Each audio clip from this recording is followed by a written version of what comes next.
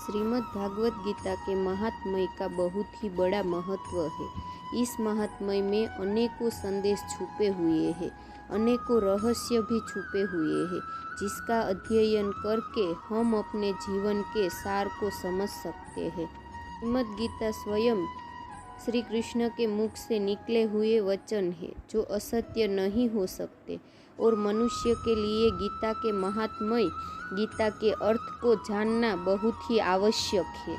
इससे पहले हमने श्रीमद् भागवत गीता के प्रथम अध्याय, द्वितीय अध्याय, तृतीय, चतुर्थ अध्याय और अर्थ, महात्म्य और उपदेश को बताया है। आइए हम आपके लिए गीता के अध्याय 1 का महात्म्य, अर्थ व सार लेकर आए हैं, जिसका आधार ग्रंथ स्वयं गीता ही है। आशा है आप इसके महत्व को अच्छी तरह से समझने का प्रयास करेंगे। आइए अब हम जानते हैं श्रीमद् भागवत गीता के 5वें अध्याय का महत्व और लाभ क्या है।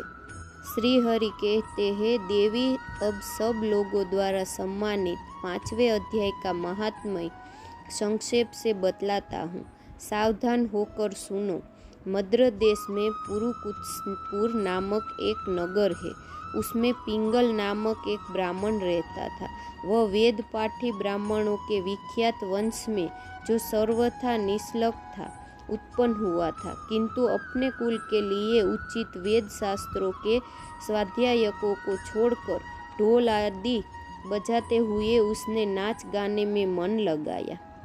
गीत, नृत्य और बाजा बजाने की कला में परिश्रम करके पिंगल ने बड़ी प्रसिद्धि प्राप्त कर ली और उसी से उनका राजभवन में भी प्रवेश हो गया। अब वह राजा के साथ रहने लगा और पराई स्त्रियों को बुला बुलाकर उनका उपभोग करने लगा। स्त्रियों के सिवा और कहीं उसका मन लग ही नहीं रहा था। धीरे धीरे अभिमान बढ़ जाने से उच्छृंखल होकर वह एकांत में राजा से दूसरों के दोष भी बतलाने लगा। पिंगल की एक स्त्री थी, जिसका नाम था अरुणा। वह नीच कुल में उत्पन्न हुई थी और कामी पुरुषों के साथ विहार करने की इच्छा से सदा उन्हीं की खोज में घूमा करती थी। उसने पति को अपने मार्ग का कंटक समझकर एक दिन आधी रात में घर के भीतर ही उसका सिर काटकर मार डाला और उसकी लाश को जमीन में गाड़ दिया। इस प्रकार प्राणों से वियुक्त होने पर यह यमलोक में पहुंचा और भीषण नरकों का उपभोग करके निर्जन वन में गिद्ध हुआ। अरुणा भी भगंदर रोग से अपने सुंदर शरीर को त्याग कर घोर नरक भोगने के पश्चात उसी वन में सुखी हुई। एक दिन वह दाना चुगने की इच्छा से इधर उधर फुदक रही थी। इतने में ही उस गिद्ध ने पूर्व जन्म के वेर का स्मरण करके उसे अपने तीखे नखों से फाड़ डाला। सूखी घायल होकर पानी से भरी हुई मनुष्य की खोपड़ी में गिरी। गिद्ध भी पुनः उनकी ओर झपटा। इतने में ही झाल फैलाने वाला बहेलिया ने उसे भी बाणों का निशाना बनाया।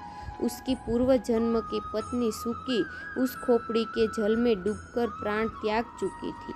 फिर वह क्रूर पक्षी भी उसी में गिरकर डूब गया। तब यमराज के दूत उन दोनों को यमराज के लोक में ले गए। वहाँ अपने पूर्वकृत पाप कर्म को याद करके दोनों ही भयभीत हो रहे थे।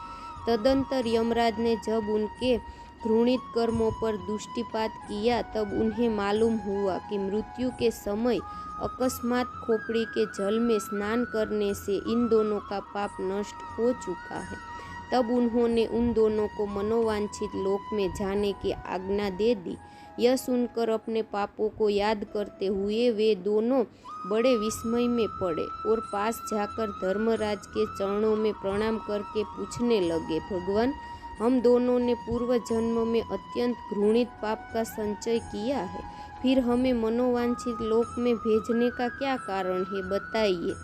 फिर यमराज ने कहा, गड्ढा के किनारे वट नामक एक उत्तम ब्रह्मज्ञानी रहते थे। वे एकांत सेवी, ममता रहित, शांत, विरक्त और किसी से भी द्वेष न रखने वाले थे। प्रतिदिन गीता के 5वें अध्याय का जाप करना उसका सदा का नियम था।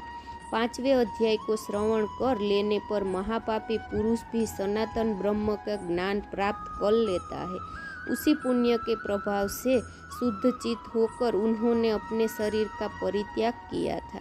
गीता के पाठ से जिनका शरीर निर्मल हो गया था, जो आत्मज्ञान प्राप्त कर चुके थे, उन्हीं महात्मा की खोपड़ी का जल पाकर तुम दोनों पवित्र हो गए हो। अतः अब तुम दोनों मनोवांछित लोक जाओ, क्योंकि गीता के 5वें अध्याय के महात्म्य से तुम दोनों शुद्ध हो गए हो। श्री भगवान कहते हैं, सबके प्रति समान भाव रखने वाले धर्मराज के द्वारा इस प्रकार समझाए जाने पर वे दोनों बहुत प्रसन्न हुए और विमान पर बैठकर वैकुंठ धाम को चले गए।